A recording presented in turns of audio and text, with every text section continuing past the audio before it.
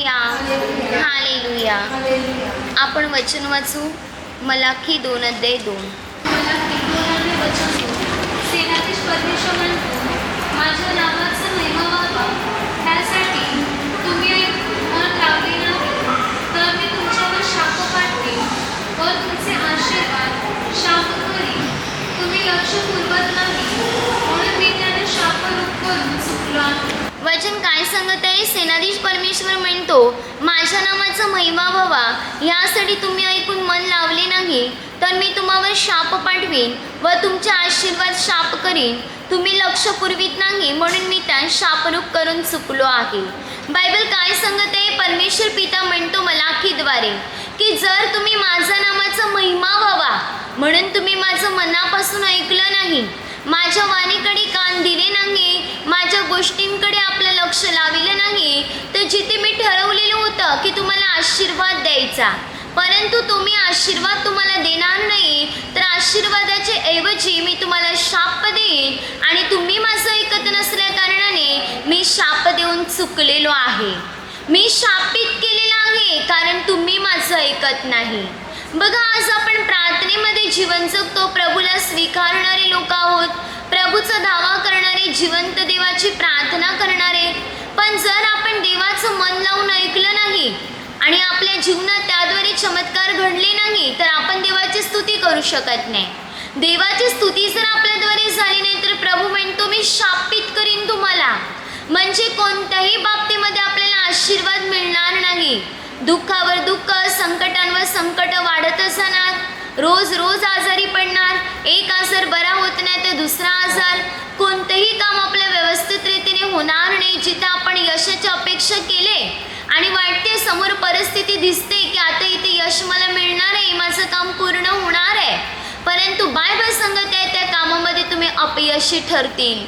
मनासारखं कोणतीच गोष्ट घडणार नाही, सगळ्या बाजूने आपण श्रापित बनले जातील. म्हणून देवाने आपल्याला जो आशीर्वाद दिलाय तो आशीर्वादच आपल्यामध्ये कायम राहावा आणि त्याने आपला उद्धार व्हावा, प्रगती व्हावं, कल्याण व्हावं. म्हणून आज आपल्याला पूर्ण रीतीने प्रभूला शरणी यायचंय, मनापासून आपल्याला प्रभूची प्रार्थना करायची आहे, मनभावे आपल्याला प्रभूकडे वळायचंय, तर उद्धार करणारा देव आपल्या लोकांचा उद्धार करील. पण जर आपण प्रभूची वाणी ऐकली नाही, आपलं मन देवामध्ये लावलं नाही, आपल्याद्वारे देवाचे गौरव झाले नाही, तर प्रभू म्हणत आहे शापित करीन मी तुम्हाला. आज प्रत्येक मनुष्य शापित बनत चाललेला आहे कारण तो देवाचं ऐकत नाही. हे पवित्र शास्त्र आज आपल्याला शिकवत आहे. जसं की बायबलच्या उदाहरणाद्वारे आपण पाहिलं तर प्रथम उत्पत्ती 1 अध्यायामध्ये परमेश्वर पित्याने सारी दुनिया निर्माण केली आणि हे सगळं काही 6 दिवसात निर्माण केल्यानंतर माणसाला घडविलं. आदाम आणि हव्वा या दोघांनाही देवाने बनविलं, नर आणि नारी. स्वतःच्या प्रतिरूपासारखं देवाने त्यांना सर्व गोष्टींवरची सत्ता देवाने या दोघांना दिली आणि सर्व अधिकार देवाने दिला. आता सगळं देवाने बनवलेलं होतं, पण सर्व काही देवाने आदाम आणि हव्वेच्या हवाली केलं. त्यांना सांगितलं वाटेल तसं जीवन जगा, सगळं तुमच्या हातामध्ये आहे. त्यांना खाण्यासाठी हिरवळ दिला, मासे दिले खाण्यासाठी समुद्रातले.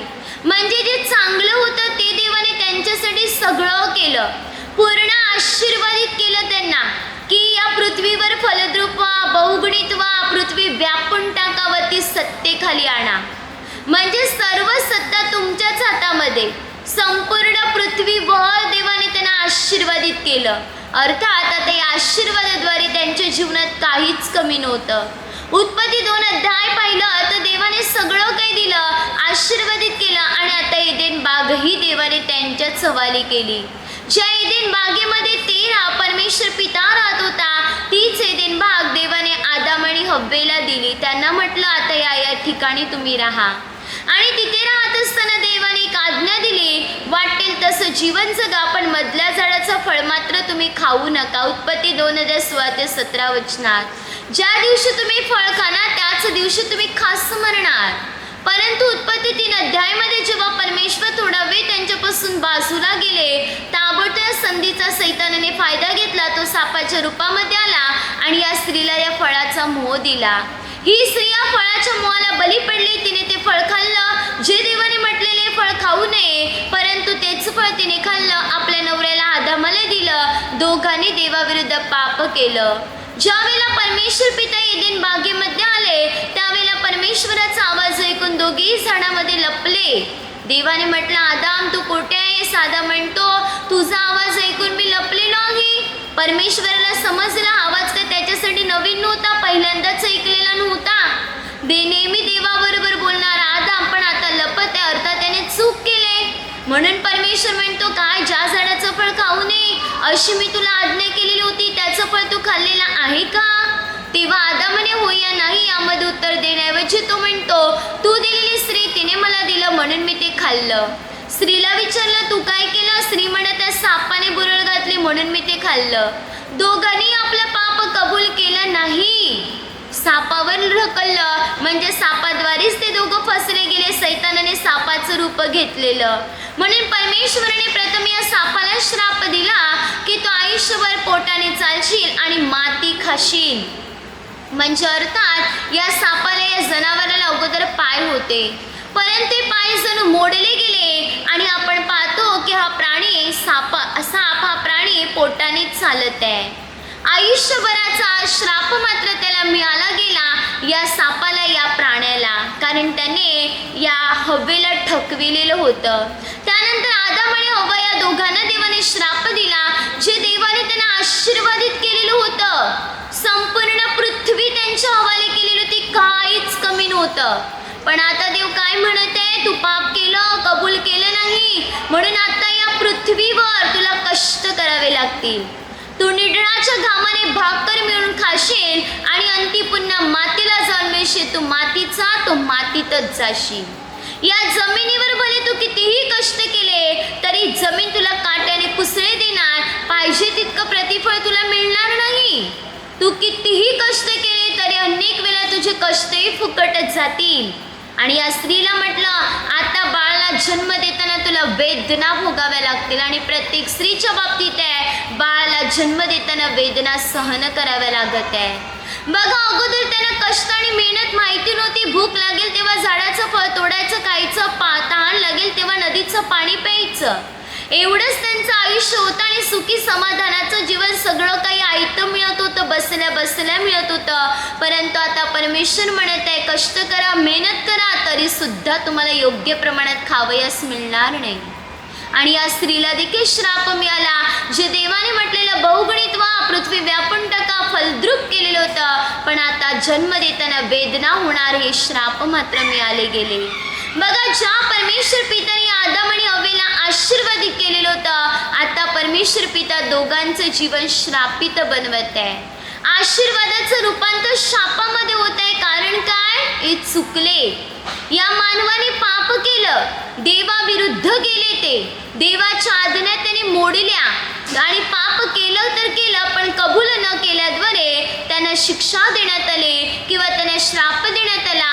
अगदी एदेन बागेतून देवाने हाकलून लावलं. ज्या एदेन बागेमध्ये देवाने स्वतः त्यांना ठेवलेलं, पण आता त्या बागेतून देवाने त्यांना काढून टाकलं आणि त्याच्या मुखी ज्वालामुखी फिरणारी गरगर तरवार ठेवली की त्याच्याद्वारे या मानवाने त्यामध्ये प्रवेश करू नये, जीवनाच्या झाडाला हात लावू नये. अशा प्रकारे परमेश्वराने त्या ठिकाणी या गोष्टी केलेल्या आहेत आणि आदाम आणि हव्वा जणू श्रापित बनले गेले.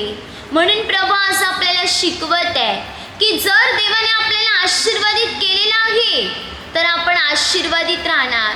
पण जर आपण देवाविरुद्ध जीवन जगणार, चुका करणार, पाप करणार, पूर्ण देवाचं अनुकरण न करीत आपण या जगाच्या मोहाला, पापाला बली पडणार, देवाचं ऐकणार नाही, तर प्रभू म्हणत आहे, मी तुम्हाला श्रापित करीन. कितीही देवाने आपल्याला आशीर्वादित केलेलं असलं तरी आपलं जीवन एक श्रापित बनलं जाणार.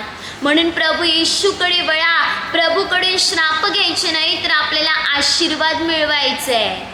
कारण जेव्हा मनुष्य शापित बनतो तेव्हा त्याचं भलं होत नाही, तो अनेक प्रकारे नुकसानामध्ये पडला जातो. अनुवाद 28 अध्यायामध्ये आपण पाहतो 1 ते 14 वचनापर्यंत तिथे आशीर्वाद दिलेला आहे की जर देवाच्या आज्ञा पाळणार, देवाचे नियम पाळणार तर सर्व आशीर्वाद आपल्या पाठीमागे धावत येणार. कोणत्याही बाबतीमध्ये आपल्याला रडावं लागणार नाही, कोणतीही कमतरता भासणार नाही, कोणाकडून उसणं घ्यावं लागणार नाही. उलट लोक आपल्याकडे उसणं मागायला येणार, जे देवाच्या लोक आहेत त्यांच्याकडे, असं परमेश्वर पिता म्हणत आहे. भले घरात राहिलो, घराच्या बाहेर पडलो, प्रवासात असलो, धंद्याला लागलो, तरी सुद्धा आशीर्वाद. कोणती वस्तू हातामध्ये घेतली ती आशीर्वाद. कोणत्याही बाबतीमध्ये आपण प्रत्येक बाबतीमध्ये आशीर्वादित होणार. मुलं बाळा आशीर्वादित होणार. देव आपल्याला पुच्छ नव्हे तर मस्त करणार. शत्रू आपल्या पुढून सातवटाने पळून जाणार व योग्य वेळेमध्ये प्रभू वसंत ऋतू पाठवणार आणि आपलं धान्य किंवा आपलं जे काही व्यवसाय हे सगळं देव व्यवस्थित करणार. परंतु या अनुवाद 28 ते 15 वचनापासून दिलेला आहे की जर आपण देवाविरुद्ध जीवन जगलो, देवाच्या आज्ञा पाळल्या नाही, देवाचं ऐकलं नाही, प्रभूची वाणी तुच्छ मानली, तर परमेश्वर पिता म्हणत आहे जिथे मी तुम्हाला सर्व आशीर्वाद देण्याचं ठरवले ना, तिथे मी तुमचं जीवन पूर्ण श्रापित करीन. सर्व श्राप पाठीमागे धावत येतील की आपण कोणत्याही बाबतीमध्ये यशस्वी होणार नाही, कोणतीच गोष्ट मनासारखी घडणार नाही, मुलं बाळ शापित होणार, जुने आजार आपल्याला जडले जाणार, ज्याची नावं पण येत नाही अशा आजारी येणार, न बरे होणारे आजार. मग डॉक्टरांमागे पैसा, इतर अनेक गोष्टींमध्ये पैसा पूर्ण खर्चून जाणार, कंगाल होणार, लोकांकडून उसणं घ्यावं लागणार, उपासमार होणार, खाण्याची कमतरता, सर्व गोष्टींची कमतरता. म्हणून आपलं जीवन श्रापित बनवू नका. पण हल्लीच्या काळामध्ये पाहिलं तर मनुष्य देवाच्या आज्ञा पाळत नाही, म्हणून त्याचं जीवन एक श्रापित बनत चाललेलं आहे. जिथे आपण पूर्वी अगोदर आशीर्वादित होतो, आपली भरभराट होत होती, प्रत्येक बाबतीमध्ये कोणत्याही बाबतीमध्ये आपण हात घातला तरी तिथे यश मिळत होतं, केलेली प्रार्थना देव मान्य करत होता. पण आता प्रार्थनेचं उत्तरही आपल्याला मिळत नाही, कारण आपल्या लोकांच्या चुका आहेत. म्हणून स्वतःचं आत्मपरीक्षण करा की आपण दोषी आहोत की परमेश्वर दोषी आहे. परमेश्वर दोषी नाही, प्रभू आपल्यामध्ये मतभेद करत नाही आणि तो कोणावर अन्यायही करत नाही. रोमकरास पत्र 9:14 वचनात देव कधीच कोणावर अन्याय करत नाही. अन्याय आपण करतो देवावर. आपल्या मानवाच्या गरजा देवाद्वारे पूर्ण झाल्या की मनुष्य देवाला विसरतो, तो देवाची प्रार्थना करत नाही. देवाकडे येणं तर दूरच, पण देवाचा धावाही करण्यासाठी त्याच्याकडे वेळ नसतो. म्हणून संत पौल म्हणतो रोमकरास पत्र 11:1 वचनात, देवाने आपल्या लोकांना टाकून दिलेल्या का? कधीच नाही. देव कधी आपल्या लोकांना टाकून देत नाही, आपण देवाला टाकतो. म्हणून आज आपलं जीवन एक श्रापित आहे. पूर्वी देवाने आपल्याला आशीर्वादित केलेलं होतं, मग आता का शापित झालेले आहोत? आता का आजारी पडतात? का आता दुःख येत आहे? का संकट येत आहेत? का अपयश येत आहे? याचा विचार आज आपल्या प्रत्येकाला करायचा आहे आणि स्वतःमध्ये परिवर्तन करायचं, बदल करायचं आहे.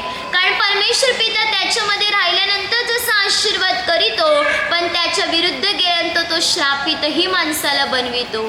ज्या आदामाने हव्वेवर देवाने प्रेम केलं, सारी दुनिया त्यांच्या हातात दिली, सगळं जग दिलं, पण जेव्हा ते चुकले तेव्हा सगळं काही काढून घेतलं आणि त्यांचं जीवन अशा प्रकारे बनलं गेलं एक नरकमय. सर्व श्राप त्यांच्या पाठीमागे आले. ज्यांना मेहनत माहिती नव्हती, आता त्यांना राबण्याचा श्राप मिळाला गेला. म्हणून प्रभू सांगत आहे माझ्या आज्ञा पाळा, माझे नियम पाळा, म्हणजे प्रभूचा आशीर्वाद सदैव आपल्या डोक्यावर राहणार. प्रभू सदैव आपल्या जीवनामध्ये कार्य करणार. हर एक बंधनातून प्रभू आपल्या लोकांची सुटका करणार. कारण आपला प्रभू जिवंत आहे, तो आपल्याला प्रेम करत, आपला नाश व्हावा अशी त्याची इच्छा नाही. पण आज मनुष्य स्वतःहून आपल्या जीवनाचा नाश करत आहे, स्वतःहून मनुष्य चुकीच्या गोष्टींकडे वळत आहे आणि स्वतःचं जीवन एक श्रापित बनवत आहे. प्रभू आज आपल्याला शिकवत आहे बायबलच्या वचनाद्वारे की ज्यांना मी आशीर्वादित केलेलं आहे, पण जर ते चुकले तर मी त्यांना श्रापितही केलेला आहे. प्रभू आपली कान उघडणी करत आहे. म्हणून आपल्याला श्राप मिळू नये म्हणून देवाचा धावा करा, प्रभूची प्रार्थना करा आणि भले आपण वचन जरी ऐकत असलो तर या वचन ऐकत असताना ह्यामधल्या चुका आपण करत आहोत का याचा विचार आज आपल्याला करायचा आहे की ज्याच्याद्वारे आपल्याला श्राप लागू नये. मनुष्य का शापित बनत चाललेला आहे? कारण तो देवाविरुद्ध जात आहे. अगोदर मनुष्य देवाच्या आज्ञा पाळतो, त्यानंतर कालांतराने पुन्हा बिघडला जातो, पुन्हा देवाच्या आज्ञा मोडतो. Hallelujah, hallelujah. त्यानंतर बघा, ज्यावेळेला शल्मोन दाविदाच्या हातून पाप घडलं त्यावेळेला दाविदाला देवाने वचन दिलं, मी तुला एक मुलगा देणार ज्याचं नाव शल्मोन अधिद्या. परमेश्वराला प्रिय असं, आणि ह्या मुलाद्वारे मी माझ्या मंदिराचं काम पूर्ण करणार आणि मी त्याचा बाप बनेन, तो माझ्यासाठी पुत्र असा होणार. परमेश्वराने दाविदाला दिलेलं वचन पूर्ण केलं. दाविदाला मुलगा झाला, त्याचं नाव शल्मोन ठेवण्यात आलं. आणि ह्याच शल्मोनाबरोबर देवाने असं नातं जोडिलं की हा शल्मोनाबरोबर परमेश्वर पिता बापाप्रमाणे आणि पुत्राप्रमाणे राहिला. म्हणजे शल्मोन देवाचा पुत्र आणि परमेश्वर पिता शल्मोनाचा बाप. म्हणून परमेश्वराने शल्मोनाच्या बाबतीमध्ये चहूबाजूने स्वास्थता दिलेली होती. त्याच्या राज्यामध्ये शांतता होती, युद्ध नाही, लढाई नाही, कोणत्या शत्रूचं वर्चस्व त्याच्यावर नव्हतं. आणि देवाने त्याला भरपूर धन मान सगळं दिलेलं. 1 राज्य 3:3-15 वचनापर्यंत एवढं धन देवाने त्याला दिलेलं की त्याच्यासारखं धन पूर्ण येरुशलेमेमध्ये कोणाकडे नव्हतं. एवढी बुद्धी, एवढं ज्ञान देवाने त्याला दिलं की त्याच्यासारखं बुद्धिमान मनुष्य कोणी झाला नाही. म्हणजे सर्व बाजूने देवाने त्याला संपन्न केलं. तो देवाच्या आज्ञा पाळत राहिला, देवाने त्याला आशीर्वादित केलं. पण ज्या वेळेला तो चुकला, मूर्तीपूजक बनला गेला, आपल्या बायकांच्या नादी लागला आणि अन्य देवतांकडे वळला 1 राज्य 11 अध्यायमध्ये, तेव्हा परमेश्वराचा क्रोध त्याच्यावर भडकला गेला. आणि मग परमेश्वराने 3 शत्रू त्याच्यावर उठविले, हदात, रंजून आणि यराबाम. या हदात, रंजून, यराबाम या 3 शत्रूद्वारे देवाने त्याचा नाश केला. परंतु हदात, रंजून यांच्यापेक्षा परमेश्वराला यराबाम महत्त्वाचा वाटला. आणि यराबाम राजाकडे परमेश्वराने शल्मोनाच्या हातातून वंश काढून 10 वंश दिले. या यराबाम राजाच्या हातामध्ये 11 वंश शल्मोनाच्या हाती होते, दाविदाच्या घराण्यामध्ये होते. परंतु दाविदा खातर देवाने 1 वंश शल्मोनाच्या हाती दिला आणि बाकी 10 वंश यराबाम राजाकडे दिले. म्हणजे या दोघांपेक्षा, हदात, रंजून या दोघांपेक्षा यराबाम परमेश्वराला जास्त महत्त्वाचं वाटला. आणि परमेश्वराने जणू त्याला आशीर्वादित केलेला आहे. म्हणूनच देवाने एवढे वंश काढून ही 10 वंशाची सत्ता यराबाम राजाकडे सोपविलेली आहे. आणि त्याद्वारे यराबामला देवाने आशीर्वादित केलं, त्याला धन दिलं, मान दिला, सन्मान दिला, सगळं काही यराबाम बाबतीत पूर्ण झालं. पण कालांतराने तोही बिघडला गेला. यराबाम राजा सुद्धा पापामध्ये पडला, देवाविरुद्ध तो जीवन जगला आणि त्या काळामध्ये त्याचा मुलगा आजारी पडला. बघा आता यराबाम चुकत आहे, मुलगा आजारी पडत आहे 1 राज्य 14 अध्यायमध्ये. आणि मग ज्या अय्या संदेशाच्या द्वारे 1 राज्य 11 अध्यायमध्ये अय्या संदेशाच्या द्वारेच देवाने या यराबाम राजाची निवड केलेली आहे. यराबाम राजाला घडवलेल्या अय्या संदेशाच्या द्वारेच जणू देवाने त्याला आशीर्वादित केले आणि 10 वंश त्याच्या हातात दिलेले आहेत. पण जेव्हा यराबाम राजा चुकत आहे, तो वाईट रीतीचं जीवन जगत आहे, पूर्ण बिघडला आणि त्यानंतर देवाचा क्रोध त्याच्यावर भडकला, मुलगा आजारी पडला अबिया. मग त्याने काय म्हटलं आपल्या बायकोला या 14 अध्यायमध्ये, 1 राज्य 14 अध्यायमध्ये, जा अय्या संदेष्टाकडे जा आणि त्याला विचार की आपला मुलगा आजारी पडलाय, तो आजारातून बरा होईल का. बघा, तो आपल्या बायकोला पाठवते, त्याची हिंमत नाही. ज्या या संदेशाच्या द्वारे देवाने त्याची घडण केलेली होती, त्याच या संदेशाची पुन्हा त्याला गरज लागलेली आहे. आणि तो काय म्हणत आहे या स्त्रीला, तू असे कपडे घालून जा वेगळे, जे नेहमी तुझा ड्रेस आहे किंवा कपड्यात वेश आहे, तो करू नकोस. तू वेगळे कपडे घाल, वेगळा वेश कर आणि त्यानुसार तू जा. कारण यराबाम राजाला भीती होती की या संदेशा कदाचित ती माझी स्त्री असं ओळखेल, म्हणजे यराबाम राजाची बायको असं ओळखेल. म्हणून त्याने तिला वेश बदलण्यासाठी सांगितलं, सोंग करून जा आणि हा प्रश्न कर की हा मुलगा आजारी पडलेला आहे, तो बरा होईल की नाही. कारण त्यात या संदेशा म्हातारा झालेला, त्याची दृष्टी मंद झालेली, त्याला नीट दिसत नव्हतं. म्हणून यराबाम राजा जणू त्या संधीचा फायदा घेत आहे. पण यराबाम राजाला हे कळलं नाही की त्याच्यामध्ये देवाचा आत्मा आहे. भले दृष्टी गेली, त्याला दिसत जरी नसलं तरी देव त्याच्यामध्ये आहे. यराबाम राजाला कळलं नाही. परंतु या संदेशाला देवाने सांगितलेलं होतं यराबाम राजाची स्त्री येणार आहे.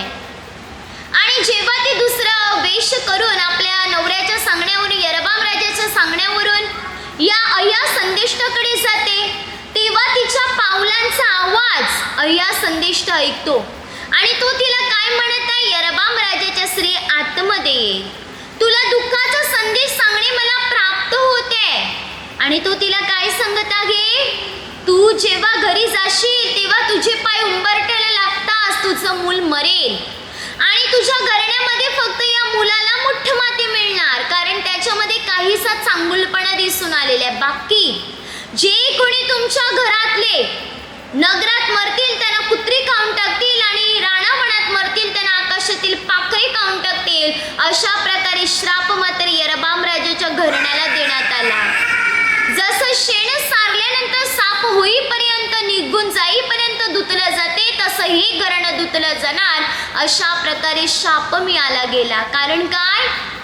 यरबाम राजाने चुका केलेल्या होत्या. तो देवाविरुद्ध जीवन जगला.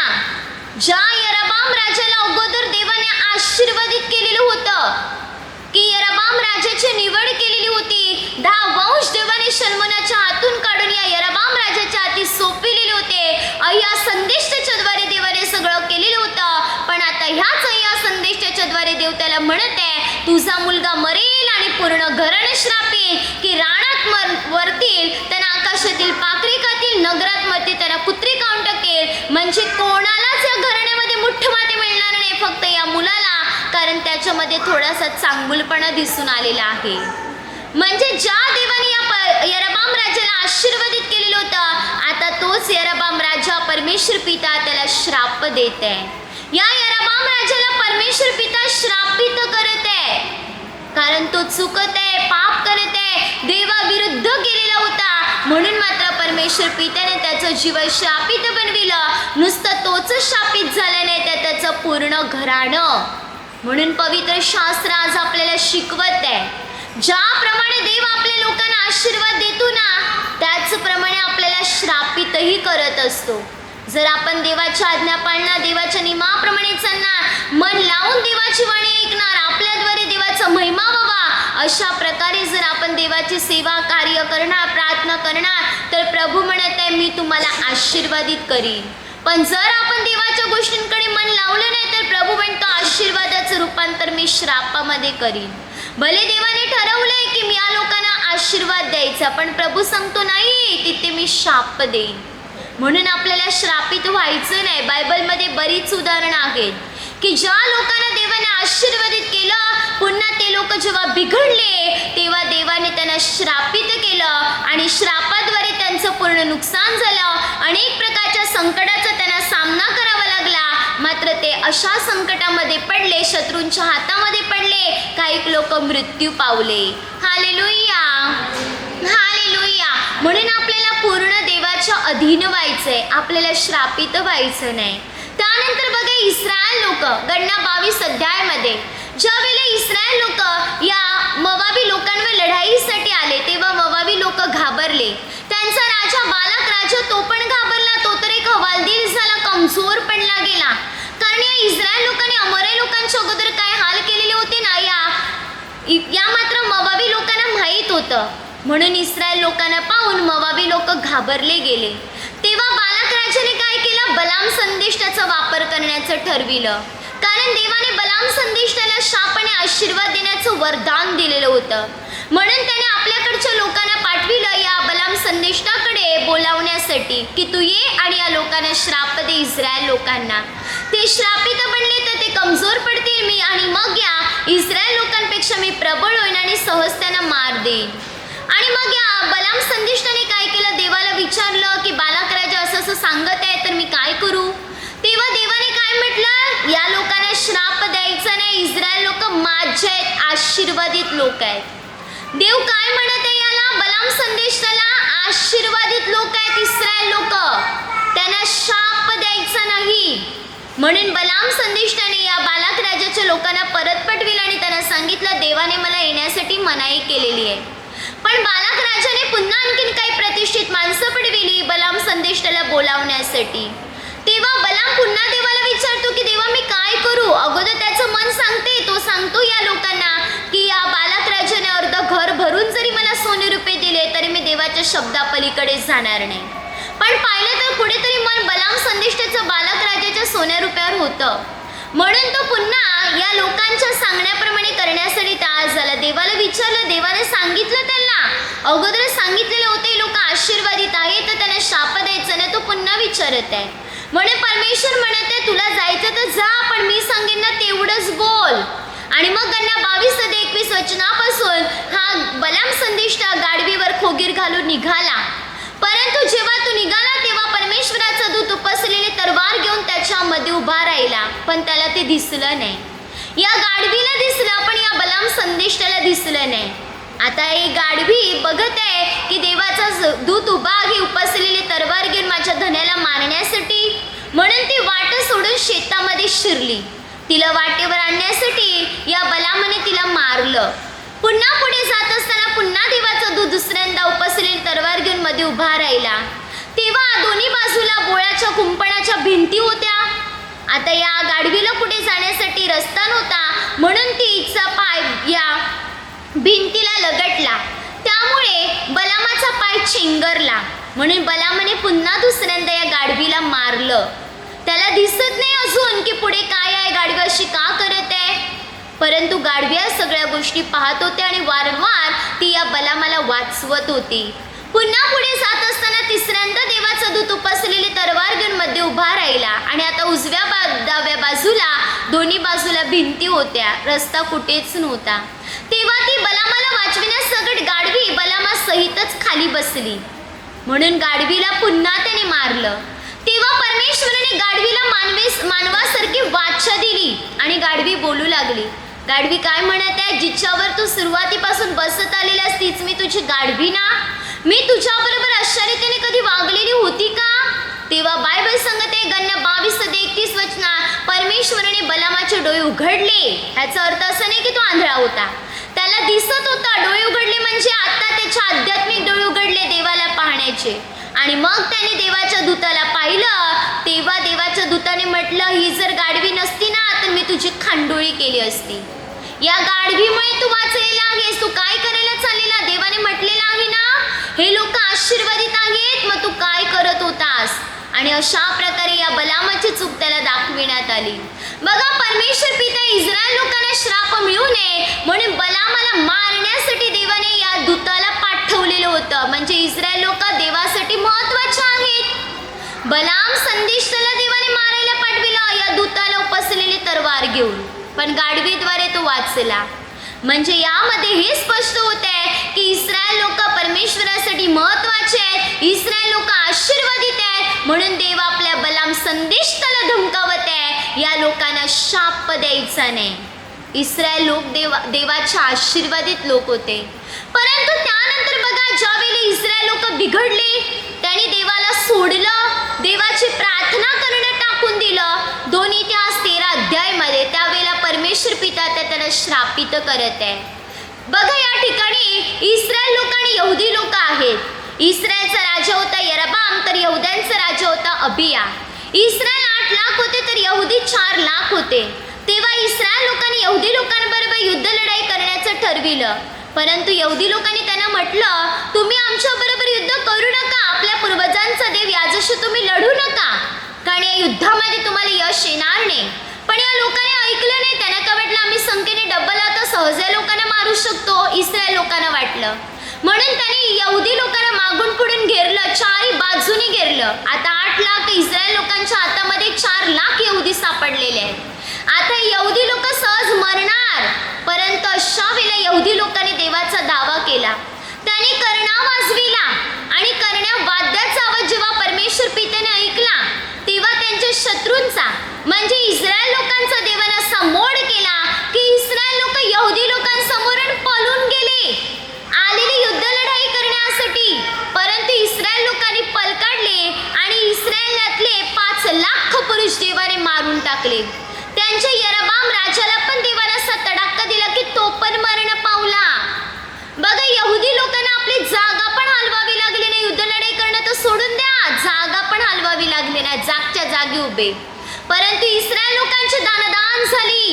इस्रायलच्या राजाचा नाश, प्रजेचा नाश, 5 लाख मेले आणि बाकी लोकांनी पळ काढले, अस्ताव्यस्त झाले. सगळ्यांची दानदान, सगळ्या लोकांचं नुकसान झालं.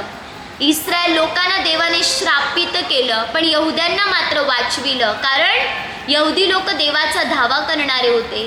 देवाची प्रार्थना प्रार्थना करणारे होते. इस्रायल लोकांनी देवाला सोडलेलं म्हणून देवाने त्यांना सोडलं. आता या गणना 22 अध्यायामध्ये इस्रायल लोकांना देवाने किती आशीर्वादित केलेलं होतं. त्यांना श्राप मिळू नये म्हणून देवाने बलामाला संकटामध्ये आणलं. बलामाला मारण्यासाठी देवाने आपल्या दूताला पाठविलं. परंतु आता जेव्हा इस्रायल लोक चुकत आहे तेव्हा परमेश्वर पिता त्यांची गाय करत नाही. आता यहुदी लोकांपुढे इस्रायल लोक पराभूत होते, त्यांचे हार होते आणि त्यांचा नाश होते. लाखोवारी लोक मृत्यू पावत आहेत.